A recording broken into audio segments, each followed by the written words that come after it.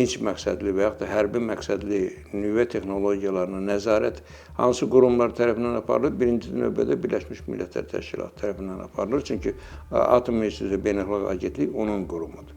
Bax, bu cür sentrifuqalar, belə silindrik qablarda daimi fırlanır. Fırlandıqca da orada yüngül qazlar yuxarı çıxır və yüngül qazları çıxardıb yenidən bir də zənginləşdiririk ki, daha yüksək faizlə alınsın. Bu cür şeyləri İran dövləti hələ şah dövründə Amerika Birləşmiş Ştatları ilə birgə İranda dinc atom texnologiyasını həyata keçirmək üzrə ümumi bir proqram işlənmişlər, hazırlanmışlar və həmin proqram çərçivəsində nəzərdə tutulmuş İranda 20-yə yaxın atom elektrik stansiyası tikilsin. Baxmayaraq ki, İranın kifayət qədər nefti də var, qazı da var, hər şey var, amma 20-yə yaxın atom elektrik stansiyası tikilmək istəyir.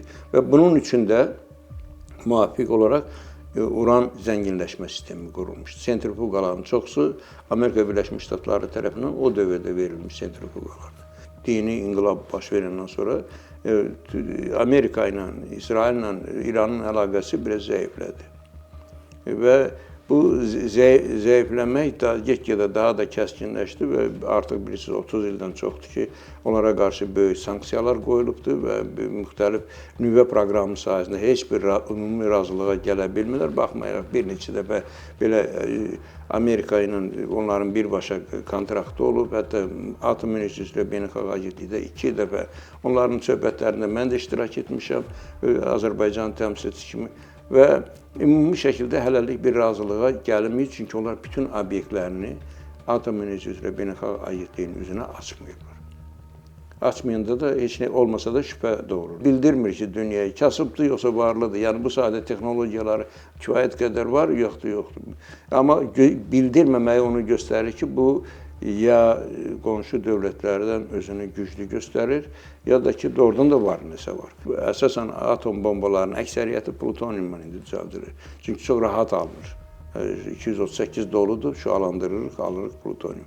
Və o məqsədli 2 reaktoru var, mənə məlum olan.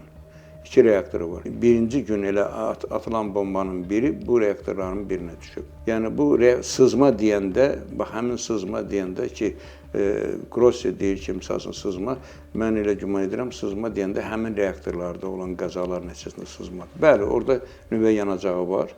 Orada nüvə yanacağı 20-30 kiloqram tərtibindədir, çox kiçik miqdardadır.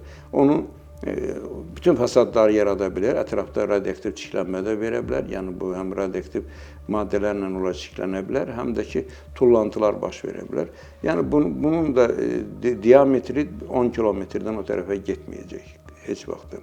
Çünki 20-30 kiloqramlıq nüvə yanacağı aerozolla da, hava ilə də nə qədər olsa 10 kilometrdən artıq məsafə getməyəcək. Bunun da bizə heç bir təhlükəsi yoxdur. Güman edirəm ki, indi Birləşmiş Millətlər Təşkilatı bu məsələyə qarışacaq və yəqin ki, bilmirəm, onların o günlərin iclasları olmalıdır. Nə qərara gəldilər, hələlik açıq şəkildə deyilməkdir, amma hər halda Buşehir Atom Elektrik Stansiyası qorunacaq.